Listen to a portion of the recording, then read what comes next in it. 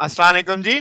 आज का हमारा नया चैप्टर शुरू हो रहा है, डेट इज काउंटर्स। अब हमने इससे पहले फ्लिप फ्लॉप देखे, फिर रजिस्टर्ड देखा, फिर अब हम जा रहे हैं काउंटर्स की जानिब।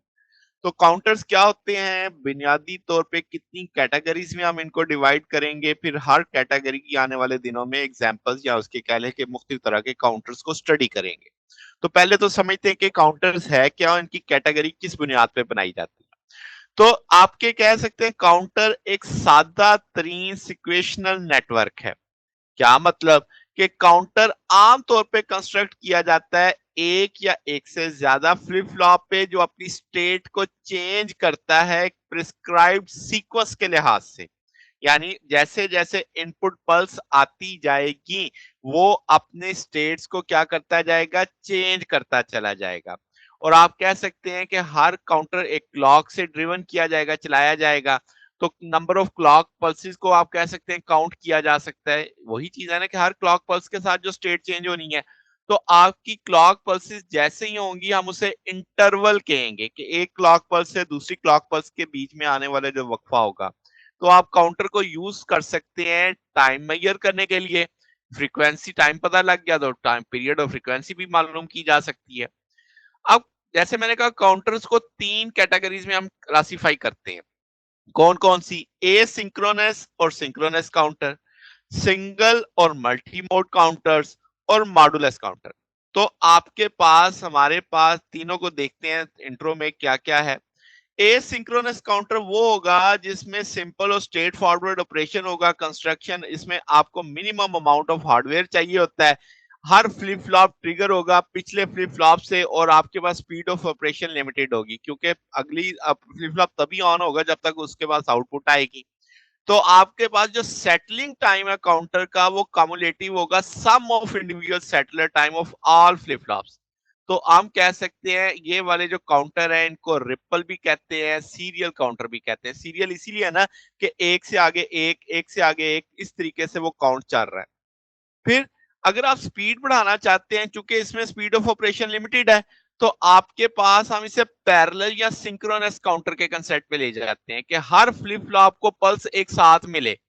तो सेटलर टाइम आपके पास इक्वल होगा जितना क्लॉक का आपके डिले टाइम होगा सिंगल फ्लिप फ्लॉप का।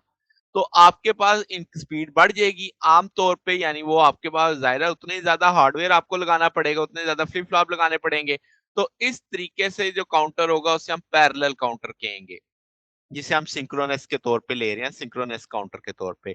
और ए सिंक्रोनस को क्या ले रहे हैं, रिपल के तौर पे ले रहे हैं, सीरियल काउंटर के तौर पे ले रहे हैं। अब इनको कंबाइन भी किया जाता है कि सीरियल और पैरेलल काउंटर को एक कॉम्बिनेशन में लगाया जाए ताकि आपको स्पीड भी मिल सके और हार्डवेयर का मसला भी कम से कम यूज किया जा सके, यानी मिला जुला दोनों से मिला के काम लिया जा सके। तो जो सीरियल और पैरेलल कॉम्बिनेशन काउंटर के होते हैं उनको ऐसे डिजाइन किया जाता है कि हर क्लॉक ट्रांजिशन पे आप उसका एडवांटेज भी ले सको कंटेंट को काउंटर का, और वो ऑपरेट भी करे किसमें, काउंट अप मोड में। अगर वो इस तरह अपोजिट यानी भी मुमकिन है कि काउंट डाउन मोड में जा सके, कि काउंटर तब ऑपरेट करे यानी काउंट डाउन मोड में, तो आपके पास जितने ज्यादा काउंटर आप लगाएंगे वो क्लियर होंगे।